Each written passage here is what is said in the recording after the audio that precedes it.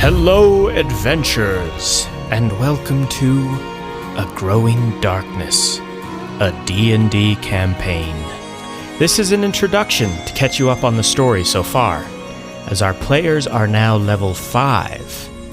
But before I get into that, I just wanted to fill you in a little bit on who I am as a DM, and a little bit of our structure and playstyle. I run a very small group with only 2 players, a druid and a sorcerer. The reason why I do this is because I'm the type of DM that likes to focus on story and character story and development. So a small group enables me to pay maximum attention to that character story arc and growth. So I would say that this is a campaign based more around RP than anything else. We do of course get into our fair share of battles, but some sessions may purely just be RP, so if you're the type of listener that enjoys story over combat, you'll probably be interested in listening. Hopefully. However, if you're the type of listener that is a purist or a rule stickler or expect everyone to know what they're doing all the time, this is probably not the place for you.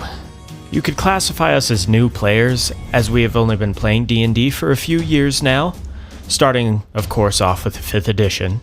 I know there are tons of people that have been playing much longer and have much more knowledge on the rules and all the ins and outs of the game. But sometimes we have to stop and iron out different situations. We're not seamless or perfect by any means. I myself am a new DM. This is my first full real campaign that will span all the way from level 1 to 20. I am super excited about that. I've done a few short stories and some one-shots, but this is the first time I've dived this deep, and I've been having a lot of fun doing it so far. I have a deep passion for D&D, and I do take my role as a DM as serious as I can. A few more things I should warn you about. We do have a few small homebrewed-in rules, and one of my players is actually a homebrew class. The druid is under the circle of the primal beast. I've had a lot of fun creating that subclass, and I've been able to weave that subclass into his story arc, and it's been a lot of fun to explore. My player seems to be really enjoying it as well, so it might be something cool for you to experience as we move along. Other than that, I'm a pretty vanilla DM. I only take races and subclasses from the player handbook, and a few from Xanathar's guide. My sorcerer, of course, is a storm sorcerer, so there are a few exceptions. But many subclasses, races, and spells simply don't exist in my world, stuff from Unearthed Arcana and the like. But regardless, I do my best to follow the rules as written, save for the few small changes you'll notice. Now onto the world.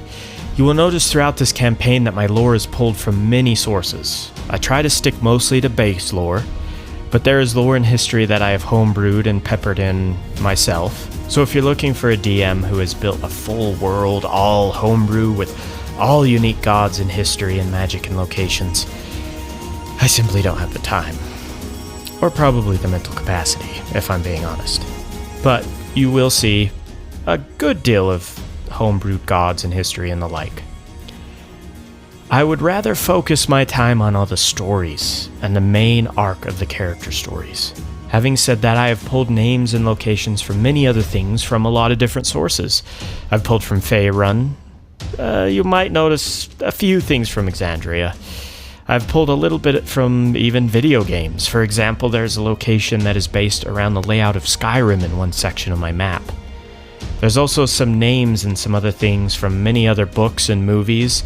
Basically, wherever fantasy inspiration struck, I used it.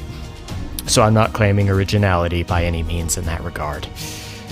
The map itself is homebrew as far as the lay of the land goes, but again, you'll notice names and lore pulled from various sources. I don't know how many times I'm going to say that. Anyways, moving on. We finished up the campaign book, The Lost Mines of Fandevler. We had a ton of fun with that. I had a ton of fun, homebrewing, weaving stories based around my characters, kind of fitting their backstories and their future story arc into that campaign book. And we're all excited to move on. We're about to get into Out of the Abyss, so that should be really fun. So along with that source book, you can expect plenty of homebrew story and quest seasoned in. Not to mention the main story arc for my characters and their individual stories I have written myself.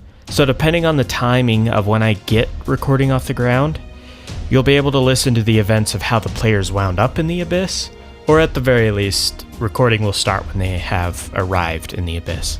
In summary, we love story, and we love storytelling, and we love to have fun.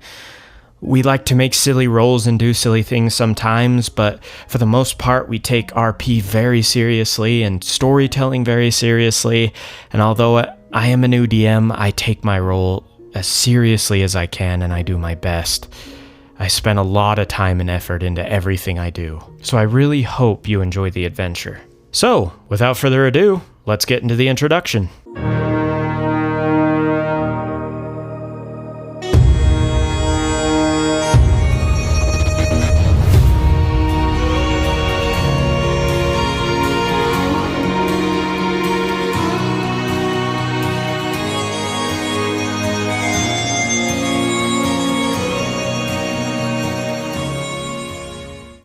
First, a brief history.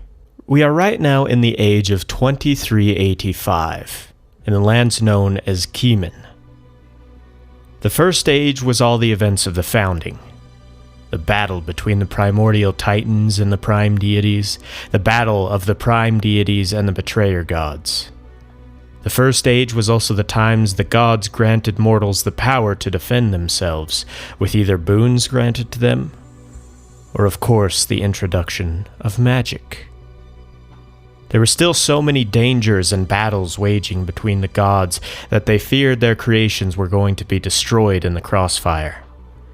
So these magics and boons were granted so that mortals could defend themselves. Eventually, things settled down. The Titans were defeated, and the betrayer gods locked away. Near the end of the First Age marked the true first civilizations to take root in Keeman. The Second Age was a time of peril among the mortals. War, slaves, famine spread across all lands. Mortals really began to stretch themselves to their limits with magic. Mages grew extremely powerful. Magic wasn't regulated, and thus many earth-shaking events took place due to the mass amounts of unstable power being used. Kingdoms were built overnight, and flattened just as fast. History says of even a mortal man who accumulated enough power to defeat the god of death and take his place. Even life was created by means of magic through mortals. Some of these twisted species still live today. During the time of the middle of the Second Age, many extremely powerful entities roamed the lands. Great battles would ensue, as these things tend to happen, with divided lands and divided kingdoms, and those with power always searching for more. Some of the betrayer gods that had been locked away were summoned and otherwise released from their prisons back into the lands, bringing about a second war of the prime deities and the betrayer gods. Most notably, the Chained Oblivion was among those freed, and he brought about great destruction. Ground zero for most of these great battles amongst gods and mortals took place in the center of the lands of Keeman.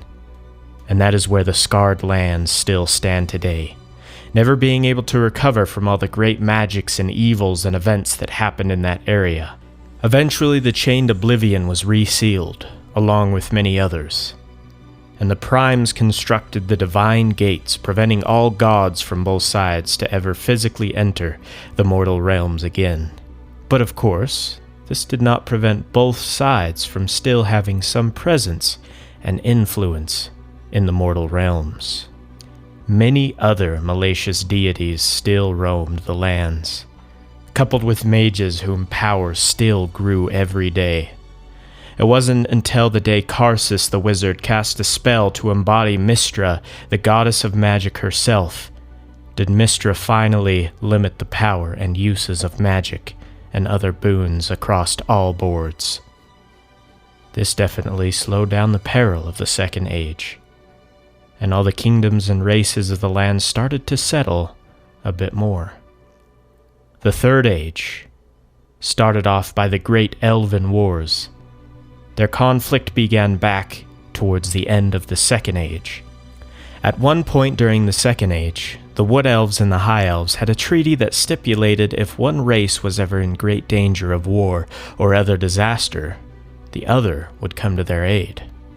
Not more than a few decades after they came to this agreement, Marthas, a great and powerful Lich King infused with dark demonic energy, seemingly came out of nowhere with his vast armies and marched them across the lands towards Varthadun in the Lost Woods, in an attempt to add the elves to his army of the undead, and to seek out the rumored artifacts that lay hidden in the woods. So the Wood Elves sent word to their High Elf brethren for aid, but the High Elves never came.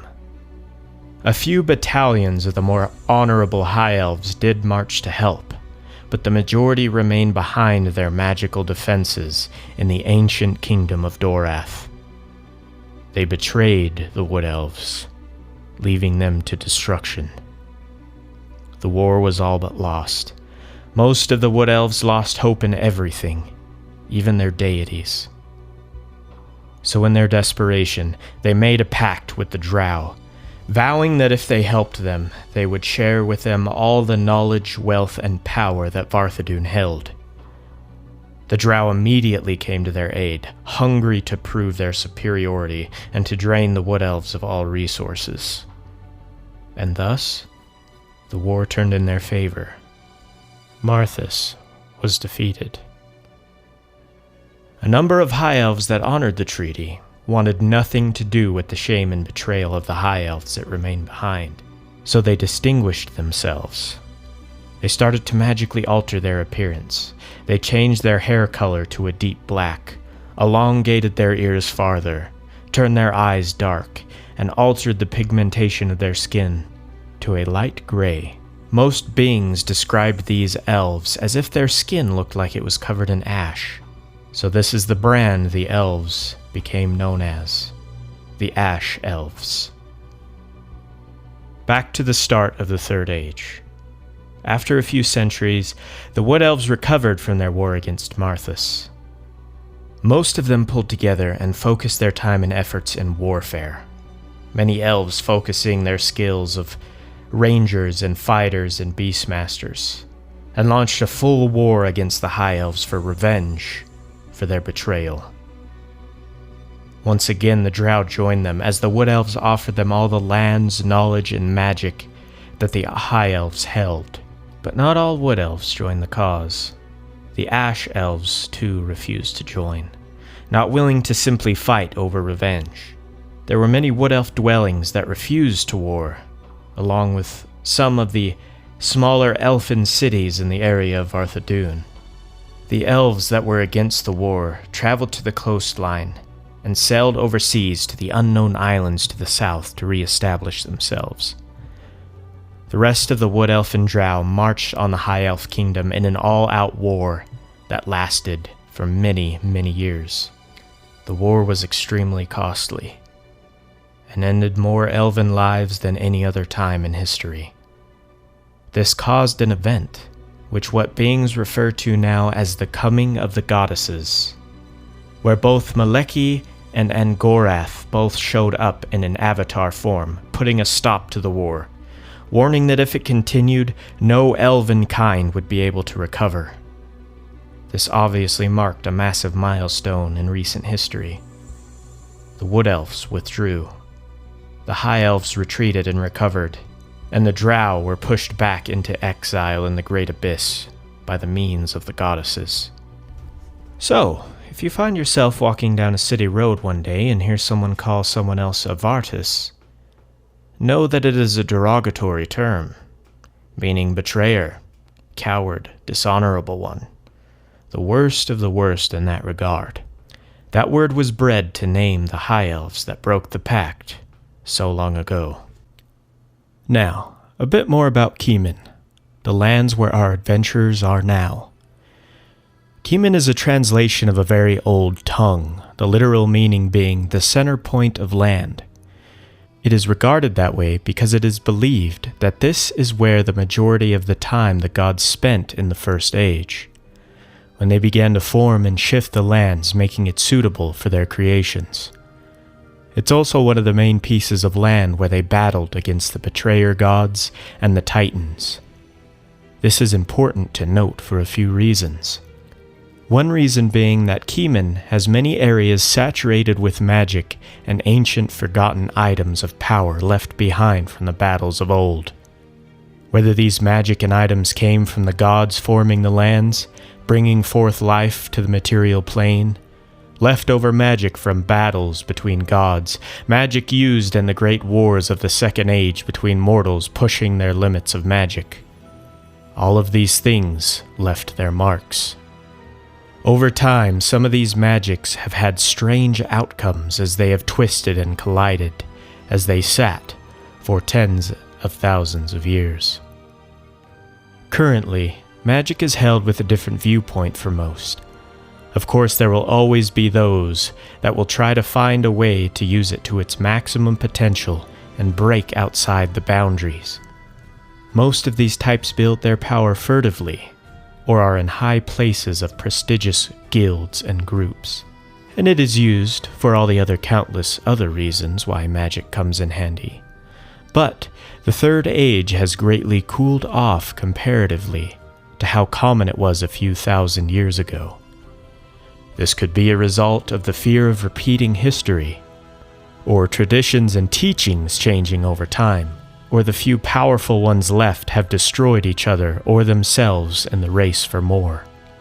But one thing the people of Keeman have been diligent about is record-keeping those events. The start of the Third Age was very focused on finding, recovering, and preserving history. Stories are always being told, and books are always being read by those who have a passion for it. Those groups who have accumulated ancient books and knowledge protect them with everything they have. Most notable of these groups is the High Elves of Dorath. Although the High Elves have a tainted history, there is still a sense of wonder and a shroud of mystery that keep the common folk in awe regarding them. There are the common High Elves that pockmark throughout the lands, but Dorath High Elves are reclusive, mysterious, and regarded as having the most ancient knowledge and power when it comes to magic. However, in general, the common folk have settled to the safest possible areas, doing their best to avoid the tainted and mysterious places. The biggest area, of course, being the Scarred Lands. There is next to nothing known about these lands beyond the simple knowledge that it is very dangerous and highly saturated in dark and twisting magics. For the most part, this method has worked. Beings do not disturb these dark places and powerful magics, and they do not disturb back. Or so it would seem.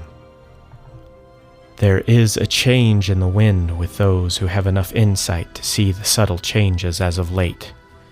Our adventurers have come across many things in their short time traveling, things that most folk would only hear from rare stories, or rumor, or even legend.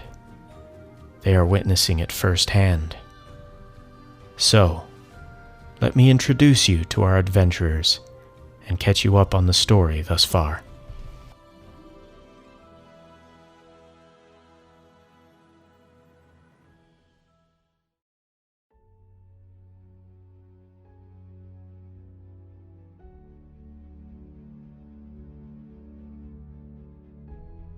Zeki's earliest memories are not from this plane. While not knowing where she truly came from, the tiefling was always content in her knowledge of growing up in Sigil, under the strange care of an herbalist named Sage, who taught Zeki and the gaggle of other children she cared for all about plants and how to survive in the city of doors. After a number of years, Zeki and her medicinal knowledge were sought after by an adventuring party, giving Zeki a ticket out to the Primaterial Plane. Her curiosity of the outside world and her urge to learn new things pushed her to follow this group out of the only home she had known. As most adventuring parties, however, the one that Zeki joined wouldn't last. Jumping from group to group, using her knowledge of plants and surprisingly persuasive words to find a place within a variety of parties, this cycle lasted for many years before she met a rogue named Alder. With Alder's current party needing a member that could actually do the talking, Zeki joined them without a second thought. They traveled together for months before disaster struck in the form of a storm while the party was out at sea. With the boat's crew crying for a need of a sacrifice, before Zeki could get a word in, she felt the blade of a dagger she had seen and used so many times between her shoulders. Alder's face being the last thing she saw as she was pushed overboard into the raging sea, realizing her trusting nature may have finally gotten her killed. Zeki was surprised to wake again, this time surrounded by storm elementals on an island.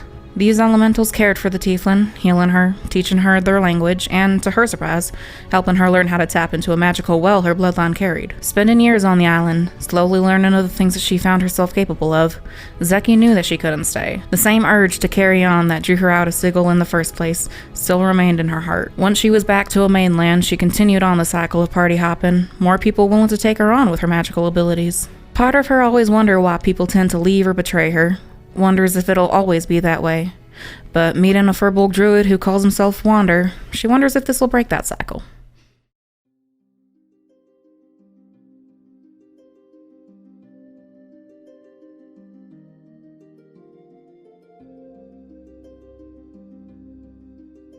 As a young Firbolg, it became obvious to my mother and father that I had a purpose in life beyond the normal roles of the tribe.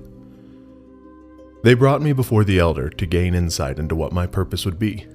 Wise and ancient as she is, the Elder remembers, for that is her role. She remembers tales of Firbolgs brought forth from nature when the forest needed them.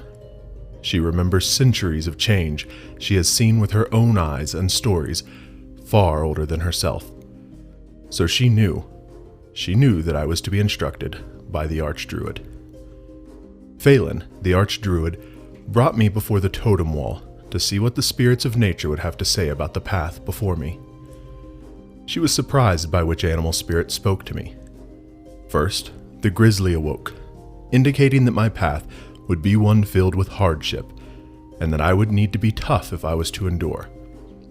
Second, came the panther, alluding to my need to be an arbiter and leader among the people. Following next, the wolf, hinting at trials that would require more discretion and subtlety, but always reminding me to rely on my pack. Then stepped forth the lion, bold and courageous, reminding me to always speak what needed to be said and to never avoid my calling. Last came the owl, wisest of all the spirits, to impart her wisdom on me and to open my eyes to the world around. With that, Phelan trained me as a druid of the Circle of the Moon. Protectors of the world, I became adaptable to my surroundings. And though I have love for all parts of nature, I learned to connect to the creatures that inhabit it deeper than any connection I have ever felt. A connection that would allow me to become one of them at will. With my training complete, I was sent out into the world beyond my home to gain more knowledge, more insight into why I had been called forth from nature. I traveled the land, forest, caves, swamps, grasslands, and mountains, settling disputes between the people of the land and the natural world around them. I studied new creatures, spoke with people of all types, but nothing felt right. Nothing felt big enough to warrant a new guardian such as myself. Until one evening, walking under the stars, it occurred to me, or rather, struck me. The world was changing. Not in a slow, natural way, but in a rapid, malevolent way. And no one understood this. No one felt it like I did. Something was coming, like a storm on the horizon, dark and ominous. I could feel the cold shift of the winds in my very soul, and whatever was coming, whatever changes were happening, they were the reason for my being. With the blessing of my mentor Phelan and the tribe, I set out further than I had ever been before, roaming the land to look for signs of the coming threat, to explore all parts of the world, to wander. For that is my role, that is my purpose. I am the wanderer.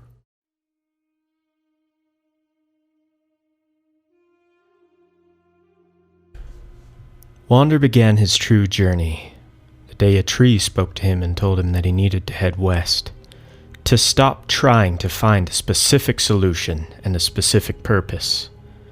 So he did just so. The tree told him to wander until he found a spark and follow it. So he traveled west with the words burned into his brain. Wander till you find a spark. He didn't realize it was going to be so literal, as one day in his travels, a hooded tiefling riding a cart with pink skin and rose-colored hair accidentally discharged a spark that struck the top of his staff. He knew then that this is what he was looking for. And so we are introduced to Zeki, the tiefling sorcerer of the storm, who was betrayed on a ship and left to die in the open seas. After washing up on an island and being touched by storm elementals who taught her the ways of magic, she set off to adventure. Being a little bit low on pocket money, she took the first job she could find from a Gundren rock seeker, a dwarf claiming that he found something big near the small town of Kinder. He hired her to take his supplies there, as he needed to get a head start to take care of other business.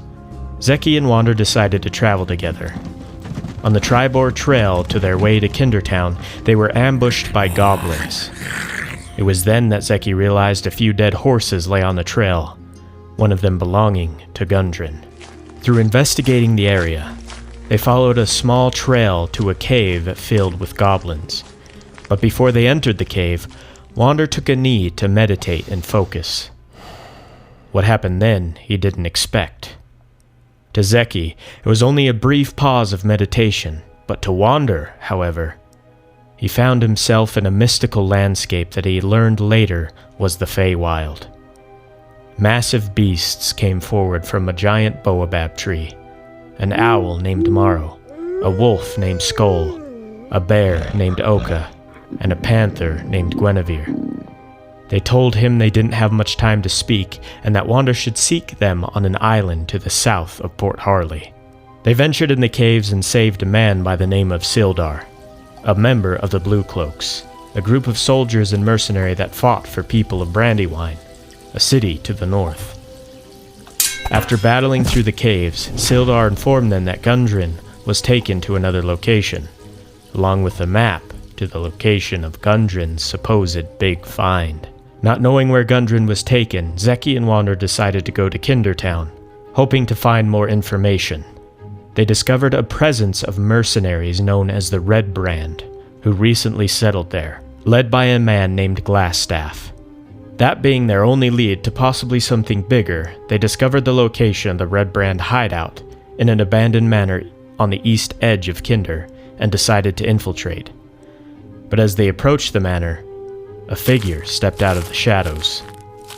The very man who stabbed Zeki in the back and tossed her overboard to die a few years back. Alder. But Alder looked different, changed. His skin a sickly pale color, his lips purplish, and his whole body in light armor seemed to be dripping wet. It appeared Alder had some sort of business with Glassstaff. After a short conversation, Alder once again stabbed Zeki in the back in the same location as he did before, and vanished, leaving Zeki quite troubled. Zeki and Wander, accompanied now by Sildar, pressed on infiltrating the manor and cleared out the main presence of the Red Brands. It was then they found Glassstaff, who turned out to be a wizard and a member of the Blue Cloaks. After interrogating him, Sildar arrested him for treason and put him into the prison cells in the basement of the town master's hall, later to be transported to Brandywine for his subsequent trial and possible execution. During their time clearing the Red Brands, Wander's use of detect magic led him to discover a magical object lodged in Zeki's back in the location Alder stabbed her. It was then they realized that they were being watched through the object. After they left the manor, they went back to the inn, and Wander, through careful use of medicine and surgery, was able to remove the object from Zeki. It was a small, rough-cut, obsidian-like shard. Upon removing the shard, Zeki went into convulsions and had a series of visions that she couldn't understand or decipher. These visions led her to many strange places, from the darkest depths to the hottest hells to the thickest forests. Her convulsions stopped, but only after destroying part of the room in the inn from an uncontrollable lightning bolt that lurched from her body. Sildar told them that he would spend the next few days investigating further to discover what Glassstaff was doing here, and hopefully find where Gundren went.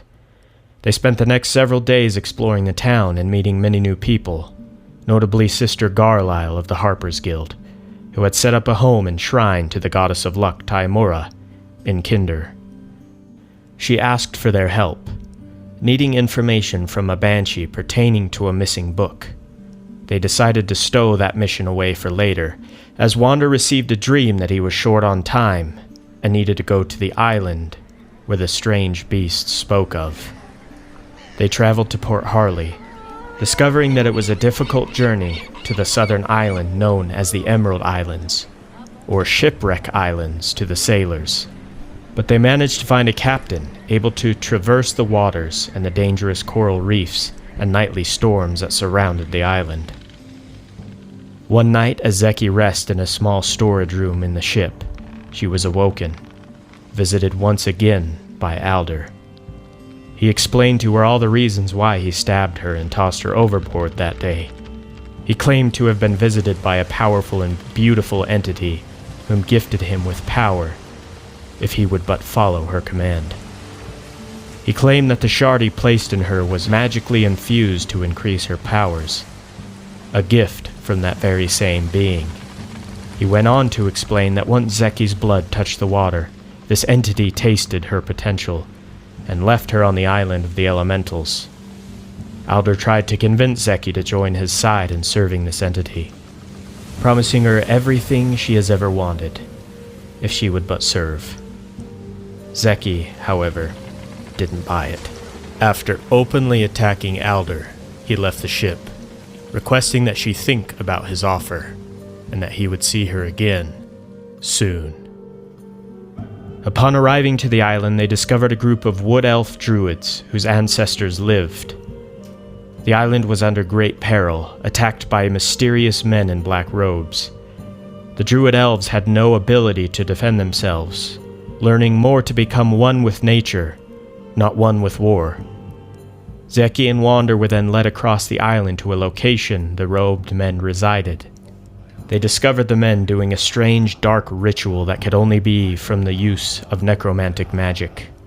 They tried to stop the ritual and learned that these men were trying to break a magic seal over a maelstrom in a lake in the middle of the island. Although they won the battle, the ritual was a success, and the seal was broken. Uncertain of what the seal was, they searched the bodies and found a dark book, the very ritual laid out for these men used to break the seal. It was then Wander heard a voice saying to jump in the maelstrom. He did so without hesitation, Zeki following close behind. They found themselves in a dome of rushing water with a single tree on a small plot of land. Upon entering the tree, they were transported to the Feywild, the very location Wander saw in his vision. It was then again these massive beasts he saw before approached him. They explained that thousands of years ago, a man named Carthen started systematically destroying and taking the power of the primordial leaf spirits. Carthen then turned his vision to the primordial beasts, hoping to take their power to become both master and god of beasts and nature. Carthen was successful in destroying one of the beast guardians, the great lion named Archon. Outpowered and desperate, the primordial beasts destroyed their guardian sites that were spread throughout Keeman, and fled to the Feywild, using the rest of their power to create a seal to keep Carthen from ever entering the Feywild in pursuit. Carthen, in his anger, unable to pursue the beasts any longer, created an equal and opposite seal to keep the primal beasts from ever leaving Fey again. Powerless and broken, the primordial beasts wandered the Fey for many thousands of years, disconnected from the material plane, unable to grant boons to their followers. The circle of the primal beasts was lost in history.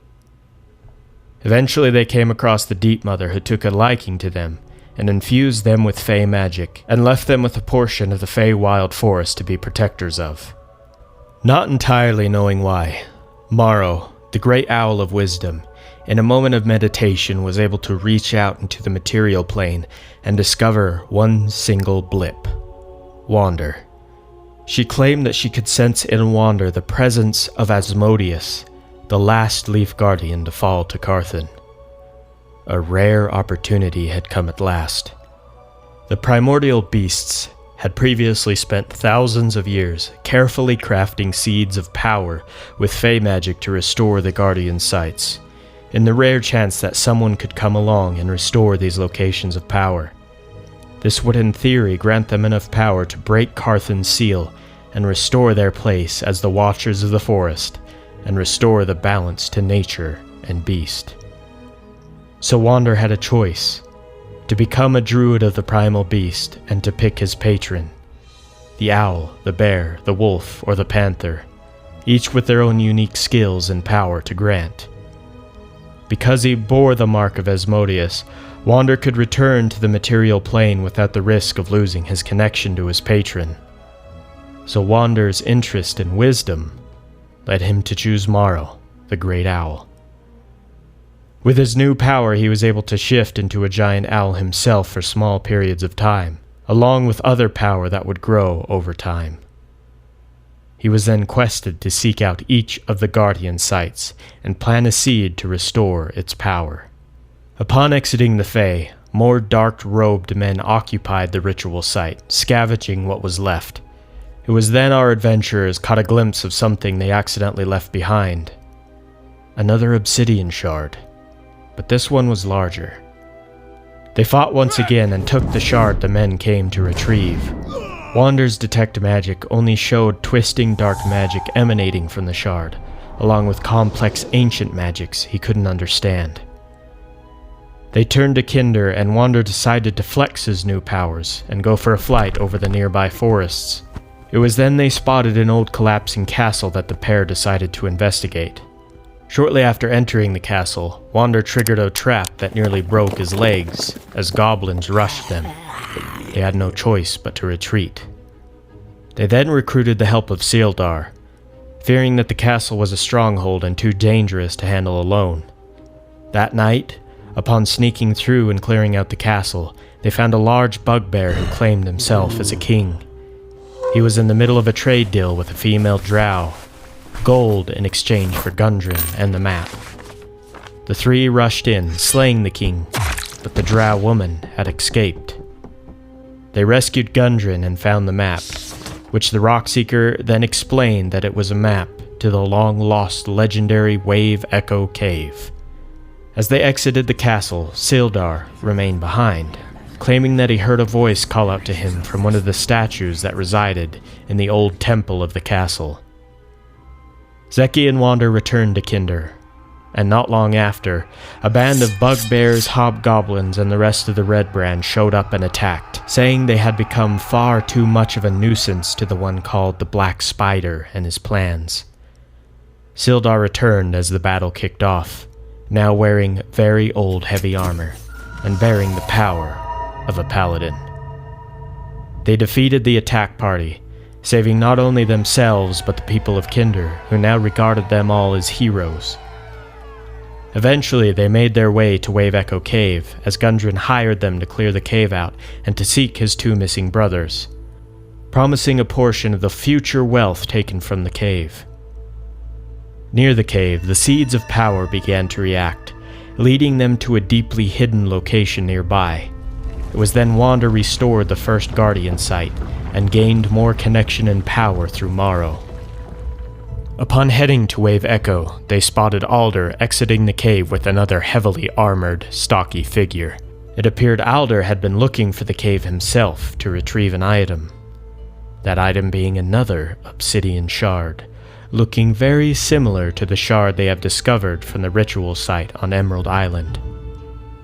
The heavily armored figure took the shard and left, Alder saying he needed to stay behind and track down Zeki again. Upon Alder using a crystal scrying orb, Wander cast Hold Person, which he quickly discovered was not effective against Alder. Alder once again tried to convince Zeki to join him and his patron, but Zeki wouldn't budge. At least not before knowing who this being was that was so interested in her. After some conversation, she learned that this being was none other than the daughter of Umberlee, only known as the Grace of the Sea, who took Umberlee's place as the goddess of the seas. The conversation turned as Zeki refused to be allied with such evil. In a moment of sheer strength of will, Zeki stepped forward, facing the man she had been terrified of for so long. She felt her sorcerer blood surge as the heavens clouded over, a massive lightning bolt striking her body. She cast the energy towards Alder, weakening him greatly.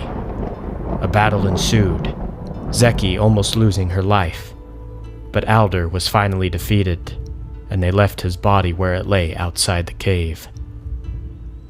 Shortly after, Sildar caught up with them, first seeking some guidance of Sister Garlisle, as the goddess of luck, Tymora, chose him to carry out a task to discover the growing evil in Kinder.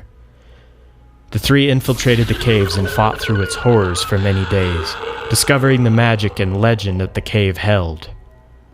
One night, the Grace of the Sea contacted Zeki through the crystal orb she took off Alder. The Grace requested an audience with Zeki to further explain her intentions and to answer all questions Zeki no doubt had. Zeki complied to the request, fearing that denying the request of a goddess would have ill consequences. She now awaits the Grace of the Sea to pick the time and location of their meeting. Eventually, after clearing out most of the caves, they made their way to the final chamber where the Black Spider dwelled. The Black Spider was a drow mage by the name of Nesnar. He revealed he knew the location of the cave all along, but wanted Gundren killed and the map destroyed so that no one else would try to claim the cave. He intended to work with Glassstaff to unlock the secrets of the cave and slowly turn Kinder into an outpost for the Zentarium. After a great battle, Wander delivered the final blow to the spider, but not before the spider warned that killing him would have dire consequences. They found a journal of the spider which spoke of all his plans, and tipped them off to the presence of doppelganger spies spread throughout the area, keeping the spider informed. One doppelganger in particular took the place of Harbin Wester, the townmaster, who was assassinated by his servant, a wormy man by the name of Claw. Claw was promised wealth from the cave in return for his betrayal. The three found both of the missing Rockseekers, although sadly one of them was killed by the spider several weeks back. Gundren reunited with his brother to give a proper dwarf burial. Wander, Zeki, and Sildar made their way back to Kinder, killed the doppelganger who had taken Harbin's place, and Sildar delivered a killing blow to Claw, announcing that justice was done, and the task given to him by Tymora completed. At that, his paladin powers were removed. That night, Zeki and Wander had two very strange, very different dreams. Zeki's dream consisted of reliving the moment of being stabbed and tossed overboard into the crushing seas. She washed up on an island where she came face to face with a massive storm elemental, with a far greater power and presence than she had ever dealt with before. This entity demanded answers, asking Zeki what she truly wanted, who she truly was, and it seemed to Zeki that it was disappointed at her answers, as near the end of the dream her wrists were shackled in chains of lightning. She sought advice from Sister Garlisle as the dream weighed heavy on her, uncertain of who or what it was, uncertain of what it wanted, and frustrated by the outcome. Wander's dream, however, was much different. He dreamed as though he felt one with an elder tree of old. One sunny day, he sensed a presence that somehow seemed comforting to him. This presence was wounded and took refuge at the base of his trunk. In his dying breaths, he spoke of a prophecy to the tree, saying that so much had been lost, and that he and his companions have failed. But one may rise from the ashes of the destruction to bring about a new hope. He wished that one day a being would come forth that held the last pieces of them all, one that may tie the bonds, so that in the greatest time of need this one would come forward, blessed by gods, nature, and beast, to never stop growing, fighting, wandering. The next several days the people of Kinder worked out the power vacuum in the town, as they held a banquet to elect the new town master. Wander and Zeki had both been elected, but respectfully declined, to which Sildar was voted in. The following night, Zeki had another dream, finding herself back on the stormy island, facing the elemental. This time, Zeki grew frustrated at the entity, as a build-up of emotion led her to shouting at the elemental and attacked it. The entity seemed pleased with this, and the shackles, although not entirely gone, seemed to loosen its binds. She woke up to another lightning bolt of pure storm magic surging out her body, but this time she cast out her hand and caught the bolt, reabsorbing it into herself in a moment of perfect arcane control. Zeki and Wander then carried out their task given to them by Sister Garlisle with the Banshee, but not before Wander almost lost his life, as he pressed his curiosity with the Banshee a little bit too far. After a desperate escape, they explored the ruins of Conyberry, a long-destroyed town south of Kinder. It was then they ran into a man sitting by a large well in the middle of the town, who appeared to have undead guards surrounding him. After a shaky and untrusting conversation, Wander convinced the man that he meant him no ill will, and was simply curious about the man's dealings, as necromancy was an extremely rare thing.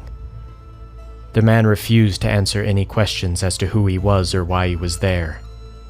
That is, until a trade was made. Wander decided to hand over the shard that was used in the dark ritual on Emerald Island. In exchange, the man would have to answer any question they had. After the man identified what the shard was and realized its power, he accepted. After many questions, Zeki and Wander left the man to his business, Zeki wondering to herself the consequences of Wander's actions and handing over the shard to a necromancer. So there you have it, guys. Thank you so much for listening if you made it this far. Admittedly, I wanted the recap to be much longer, as I had to leave a ton of details out, but if I get too swept up with recapping 20 episodes the way I wanted, we would probably all have wasted away in our chairs by now. So, as mentioned before, I'm not sure when recording will actually pick up. Right now, Zeki and Wander are exploring Thunder Tree, and soon we'll be going up to Brandywine, both to discuss some things with the Harpers, and to accept an invitation to a banquet from Lord William Breen, as Sildar has been keeping him quite updated on all the deeds of Zeki and Wander. So hopefully I can figure out the logistics of recording soon and get that going. Again, I just want to thank you so much for listening. This was literally my first video edit, ever. And I spent a massive amount of time and hard work trying to teach myself all this, and of course putting all this together. So I apologize if things were a bit messy, but nonetheless, I really hoped you liked the recap. And I think that about does it. I hope to see you all very soon as we continue the story of A Growing Darkness.